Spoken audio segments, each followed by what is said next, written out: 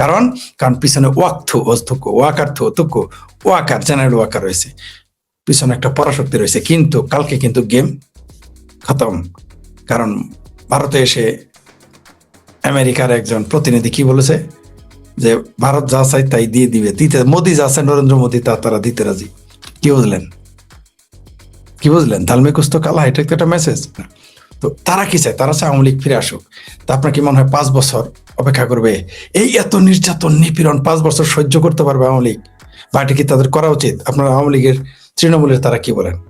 আমি প্রথম বলেছিলাম যে বাংলাদেশে 50 থেকে 60 লক্ষ মানুষ জননেত্রী শেখ হাসিনাকে সবচেয়ে বড় একটা সংবর্ধনা দিবে ইস্তেমার ময়দানে, টঙ্গীর ইস্তেমা ময়দানে। কারণ বিমানবন্দরে তো জায়গা হবে না, সোহরাওয়ার্দী দিতে তো 50-60 লাখ লোকের জায়গা হবে না। ঢাকায় 50-60 লাখ লোক আপনি কোথায় নিয়ে যাবেন? 5 লাখ 10 লাখ 20 লাখ লোক আনলে ঢাকা শহর অচল হয়ে যাবে, জায়গা পাবেন না, একসাথে তো পাবেনই না।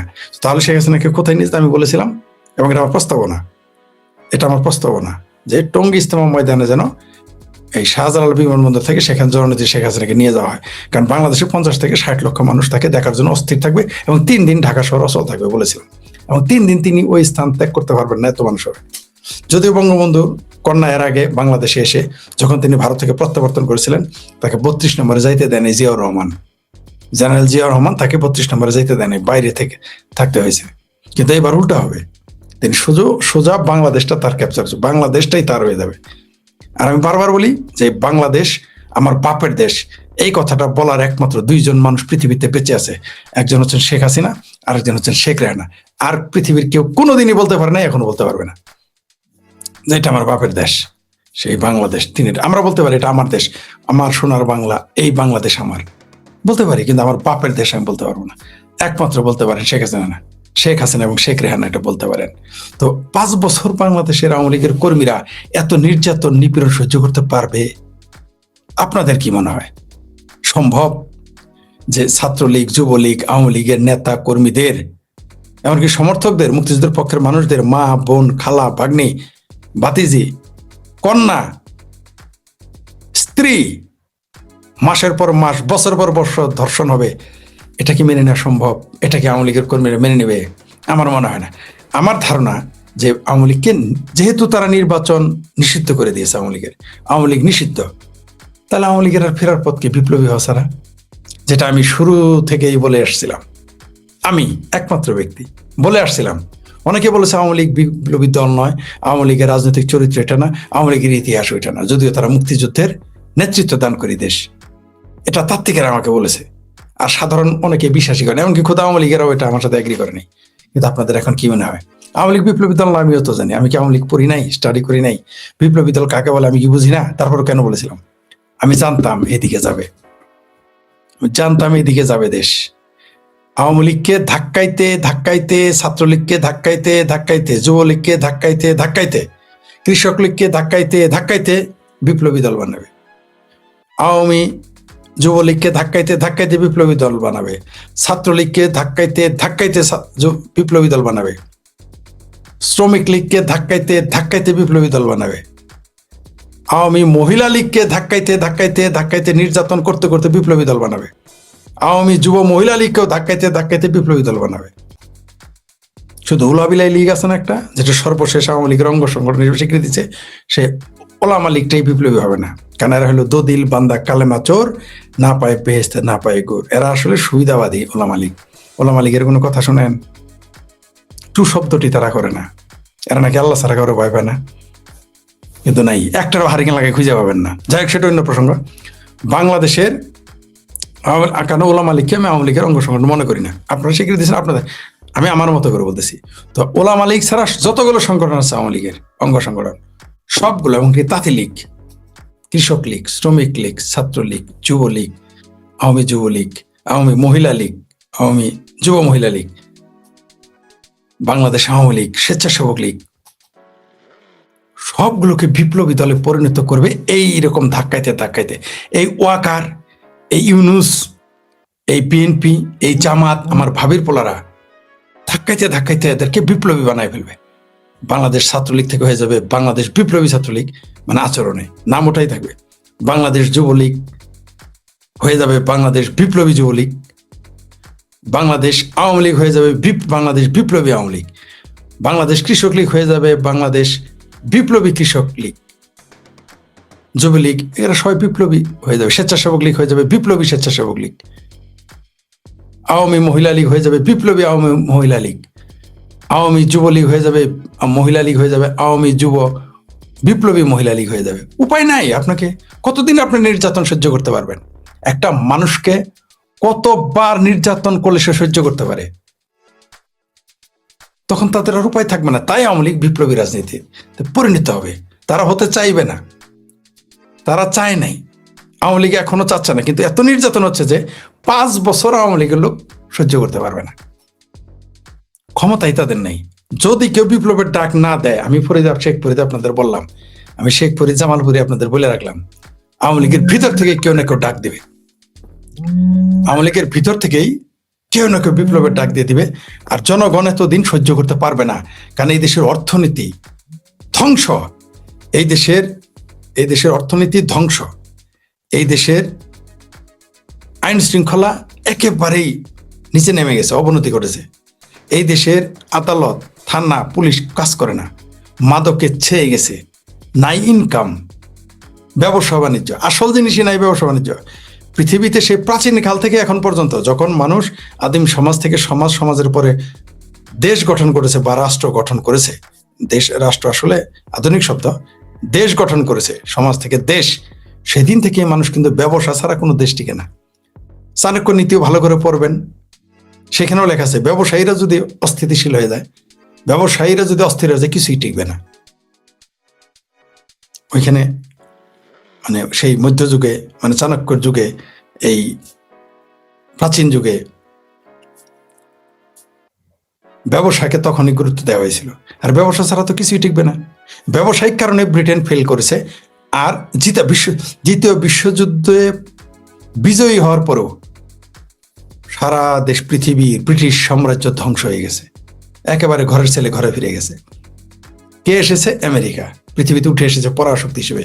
কেন আসলো? যুদ্ধে তো রাশিয়াও জিতেছে মিত্রশক্তি হিসেবে, কিন্তু আমেরিকা এত কিছু প্রভাব কেন? কারণ আমেরিকা ব্যবসাকে ধরে রেখেছিল। প্রথম বিশ্বযুদ্ধে সে সরাসরি অংশগ্রহণ করেনি, শুধু বিনিয়োগ করতো, সবাই টাকা ওলা দিত, আর বাকিতে অস্ত্র বেচত নগদে, বাকিতে। এবং কত দাম জানেন? 30 গুণ, 40 গুণ, 50 গুণ, 200 গুণ পর্যন্ত বেশি দামে বিক্রি করতো এবং টাকার সুদে লাগাইতো, মানে ঋণ দিত। তো ব্যবসায় হলো একটা দেশকে টিকিয়ে রাখে। আজকে দেখেন পৃথিবীতে যত যুদ্ধ হচ্ছে, মারামারি, কাটাকাটি, সবগুলোই উদ্দেশ্য হচ্ছে বাজার দখল। আপনারা যতই আগে পিছিয়ে ধর্ম দেখেন, দেশ দেখেন, জাতি দেখেন, সম্প্রদায় দেখেন, যা হোয়াট এভার ইট ইজ, আপনি যা মন চাই তাই দেখেন, পর্দার পিছনে কিন্তু বাজার দখল। আসলে বাজার দখলের জন্য এত কিছু। এই যে দেখেন কালকে $500 বিলিয়ন বাণিজ্য হয়ে গেল ভারতের সাথে আমেরিকার, আর তলে তলে উপরে উপরে কত কি চুক্তি হয়েছে আমরা তো সব জানবো না। আসলে বাণিজ্য। ইরানে কেন বাণিজ্য? ইরানে কেন হামলা করেছিল? আপনারা দেখেছেন ধর্ম, ওটা পরে, আগে হলো বাণিজ্য।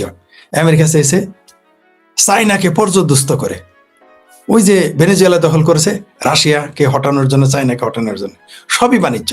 কি বলেছেন ডোনাল্ড ট্রাম্প, মহামান্য প্রেসিডেন্ট, পরাক্রমশালী দেশের মহাপরাক্রমশালী প্রেসিডেন্ট, কি বলেছে? যে 25 গুণ যুদ্ধের খরচ আমরা ভেনেজুয়েলা থেকে তুলে নিয়েছি। জি, এটাই যুদ্ধ হচ্ছে বাণিজ্য। তো আমি যেটা বলতেছিলাম আবারও, তাহলে কি বাণিজ্য ঠিক নাই এই দেশের? তারেক রহমান কেন, কেউ এই বাংলাদেশকে ঠিক রাখতে পারবে না যদি আপনি বাণিজ্য ঠিক রাখতে না পারেন। মানে বাণিজ্য তো ঠিক নাই এই দেশে, তো এই দেশ এতদিন মানুষ, সাধারণ মানুষই বসে থাকবে না। সাধারণ মানুষ, আওয়ামী লীগেরও যদি না নামে, সাধারণ মানুষ নেমে যাবে। আর সাধারণ মানুষ যদি বিপ্লবের ডাক দিয়ে আগে নেমে যায়, তাহলে কিন্তু আওয়ামী লীগের জায়গায় তৃতীয় কোনো শক্তি প্রবেশ করে নেবে, আপনি ঠেকাতে পারবেন না তখন। যদি আমি মনে করি যে দেশে বিপ্লব হলে তৃতীয় শক্তিটাও সেটা আওয়ামী লীগের বা মুক্তিযুদ্ধের পক্ষেরই হবে, কারণ আওয়ামী লীগের সাপোর্ট ছাড়া তারা টিকে থাকতে পারবে না। তখন আওয়ামী লীগের ব্যাকগ্রাউন্ডে চলে যেতে হবে, মানে তাকে প্রথম সারিতে আর চ্যাম্পিয়নশিপ দাবি করা যাবে না যদি আওয়ামী লীগ বিপ্লবের ডাক না দেয়। এখন বলবেন আমি কেন বিপ্লবের কথা বারবার বলতেছি? আমার বেদনাটা কত কথা, আমি তো আওয়ামী লীগ করি না। আমার বেদনা হচ্ছে এই দেশে মুক্তিযুদ্ধের চেতনাকে ধ্বংস করে দেওয়া হয়েছে। এই বাংলাদেশকে, স্বাধীন বাংলাদেশকে, লাল সবুজের বাংলাদেশকে শুধু সবুজ চানতারা পাকিস্তান বানায় ফেলা হয়েছে। এই বাংলাদেশকে ধ্বংস করে দেওয়া হয়েছে বাংলাদেশের অর্থনীতি। পাকিস্তান আগে বাংলাদেশের পাটের উপরে চলতো, তাদের যত উন্নয়ন খোদ পাকিস্তানের বুদ্ধিজীবীরা বলেছে, পাটশান মানে পাট, উর্দুতে পাটকে বলে পাটশান, জুটকে বলে পাটশান। এই সেখানে ভুলে গেলাম লেখকের নাম, সাহাবনামা, সেই আমলার নাম ভুলে গেছি, সাহাবনামা নামে একটা গ্রন্থ লিখেছেন পাকিস্তানের সাবেক সচিব। সেই বইতে তিনি এগুলো লিখে গেছেন যে পুরো ইসলামাবাদ প্রতিষ্ঠিত হয়েছে, পুরো পাকিস্তান অর্থনৈতিকভাবে এগিয়ে গেছে বাংলাদেশের পাটের ব্যবসা দিয়ে। এখন আবার বাংলাদেশে ঢুকেছে, পাশাপাশি এখন বেলুচিস্তানের সকল সম্পদ লুট করে পাকিস্তান এই তাদের মেরুদণ্ড সোজা রেখেছে। তো বাংলাদেশকে আপনি তো এই মুহূর্তে, বাংলাদেশের জিডিপি এখন কত, বৈদেশিক ঋণ কত? আরে ভাই, দেশে এখন 50,000 টাকা, 30,000 টাকা, 40,000 টাকা চেক নিয়ে গেলে ব্যাংকের ম্যানেজার কাঁপে, ভয় পায়। বিশ্বাস নয় আপনার উপজেলা লেভেলে জিজ্ঞেস করেন আমার কথা সত্য কিনা, আপনি যান জিজ্ঞেস করেন, দায়িত্ব নিয়ে বললাম। তাহলে এই দেশটা কোথায়, যেখানে আপনি 10 বছর আগে, আমি নিজেও পোস্ট দিয়েছি, মানে এত টাকা ব্যাংকে পড়েছিল যে লোন 2.5 লক্ষ কোটি টাকা ছিল, কি বলে কুলমানি খেলো অর্থনীতির ভাষায়, ব্যাংকের ভাষায় কি বলে আমি জানি না, মানে যে অলস অলস টাকা পড়ে আছে, নেওয়ার লোক নাই, ব্যাংকের নেওয়ার লোক নাই ছিল। আর এখন ব্যাংক খালি, ব্যাংক থেকে ঋণ নিতেছেন আপনি, এখন ব্যাংকে টাকা দেন, সাহস পাইতেছেন না। 50 আমার টাকা আমি রাখছি, আমাকে দেওয়ার সাহস পাবেন না আপনি। গ্রাহক তার টাকা রাখবে, সাহস পায় না, পুরো ব্যাংক দেওয়ালিয়ে মানুষ ভয়ে এখন ব্যাংকে টাকা রাখতেছে না। আগামীতে দেশে চুরি ডাকাতি তো আরো বেড়ে যাবে, খুন ধর্ষণ হত্যা লুটপাট বেড়ে যাবে আরো, কারণ একদিকে ভয় পাচ্ছে, ব্যাংক অলরেডি জমা দিচ্ছে না। আমি আজকে অন্তত 100 জনকে ফোন করেছি আমার পরিচিত, তাদের মধ্যে 20-30 জন স্বীকার করেছে তারা সত্যি সত্যি তারা ব্যাংকে এখন টাকা রাখতে ভয় পায়, কারণ যে কোনো সময় ব্যাংক দিল্লি হয়ে যাবে, এটা তাদের ভয়। তো এই দেশটাকে আপনি এখন কোন দিকে যাবেন? এখন এইভাবে যদি দেশ চলতে থাকে আর আওয়ামী লীগের নেতারা যদি বিপ্লবের ডাক না দেয়, কেউ না কেউ তো ডাক দিয়ে বসবে, সেটা সফল হবে কিনা আমি জানি না, কিন্তু কেউ না কেউ তখন ডাক দিয়ে বসবে। কিন্তু আওয়ামী লীগ যদি ডাক দেয়, সে বিপ্লবটা 100% সফল হবে, কারণ আওয়ামী লীগ একটি সংগঠিত দল, সারা দেশের অলি গলিতে তার মানুষজন রয়েছে। আজকে একজনের সাথে আমার ইনবক্সে কথা আছে, তিনি বলেছেন যে মিছিল মিটিং করলে তো আমাদের গ্রেপ্তার করে। ঠিক আছে, তো বিচ্ছিন্নভাবে মিছিল করলে তো গ্রেপ্তার করবে, এর মানে বলছি না বিচ্ছিন্নভাবে আপনি যে মিছিল মিটিং করতেছেন এটা ভুল, না না না না, আপনি যেদিকে আপনি অনলাইনে কাজ করেন, যদিও আমি টেলিগ্রাম গ্রুপের সমালোচনা করি, কিঞ্চিত কাজ হয়। মনে করেন টেলিগ্রাম গ্রুপ করলে যেটা 100 ভাগ কাজ করার কথা ছিল, সেখানে 5% হয়, 10% হয়, কোনো কাজ ব্যর্থ হয় না। টেলিগ্রাম গ্রুপ বলেন, হোয়াটসঅ্যাপ গ্রুপ বলেন, ফেসবুক মেসেঞ্জার গ্রুপ বলেন, যাই বলেন, হয়তো যেটুকু আশা করি সেটা 5%, 100 জায়গায় 5 কিন্তু হয়।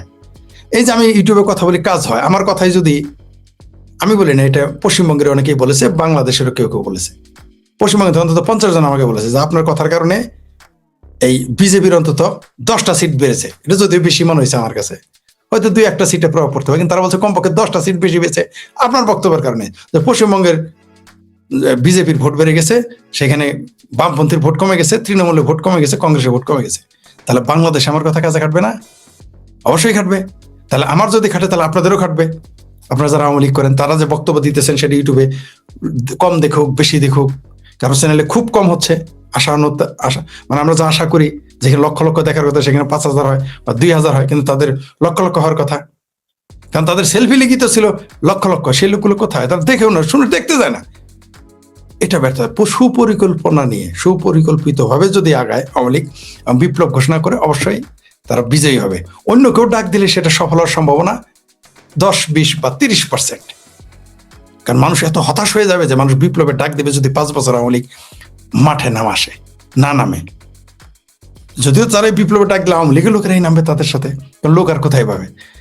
আমার ধারণা যে আওয়ামী লীগ 1 বছর থেকে 2 বছরের মধ্যে বিপ্লবের ডাক দিয়ে দিবে, না দিয়ে আর কোনো উপায় থাকবে না তাদের এত নির্যাতন।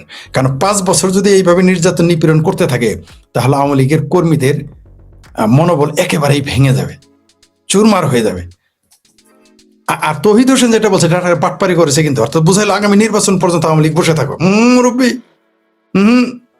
অত নালি আদে সের না, ওই পাম্পট্টি দিও নাম করে 5 বছর পর্যন্ত কেন বসে থাকবো? হ্যাঁ, এই পাকিস্তানিদের কাছে আমাদের দেশ দিয়ে আমরা 5 বছর বসে থাকবো? এই 18 মাসেই তো ডক্টর ইউনূস বাংলাদেশকে 50 বছর পিছিয়ে দিয়েছেন, আমার কথা না, ওই যারা তার পক্ষে ছিল তারা বলেছে। তা আরো যদি এই সরকার 3 বছর থাকে, 5 বছর থাকে, এই দেশ কোথায় যাবে? দেশেরই তো অস্তিত্ব নিয়ে টানাটানি লেগে যাবে। তাই আমি মনে করি বাংলাদেশ আওয়ামী লীগকে বিপ্লব করেই ফিরতে হবে, যেটা আমি শুরুতেও বলেছিলাম, ছাত্রলীগ আওয়ামী লীগকে ভরসা হয়ে নয়, ভয়ঙ্কর রূপে ফিরতে হবে। কার জন্য? জনগণের জন্য নয়। আমি এটা বলেছিলাম বলে ছাত্রলীগের অনেক বড় বড় নেতারা প্রতিবাদ করেছে, বা তারা পড়ছে না আওয়ামী লীগ ভরসায় ফিরুন। ছাত্রলীগ ভরসায় ফিরার সুযোগের আগে নাই। আপনি কিভাবে ফিরবেন?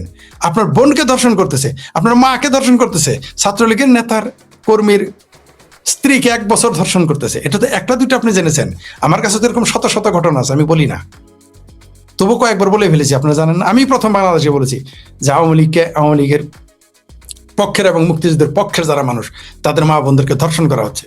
আমার কাছে শত শত মানুষ কান্না করে বলেছে, তারা মনে করছে আমার অনেক ক্ষমতা, আমার কথায় অনেক কিছু হতে পারে, আমি ঠেকাই দিতে পারবো। পারি নাই, কিন্তু বলতে তো পারছি। প্রবলেম যদি সামনে আনতে পারি, সমাধান একটা হবেই। আগে তো প্রবলেম স্বীকার করতে হবে। তো বাংলাদেশ আওয়ামী লীগের শুনেন, আপনি না খেয়ে থাকতে পারবেন, কষ্ট করবেন, পালিয়ে থাকতে পারবেন, কিন্তু যখন মা বোনের কথা আসবে, পিতাকে যখন মেরে ফেলবে, মাতাকে মেরে ফেলবে নৃশংসভাবে, কতদিন বসে থাকবেন?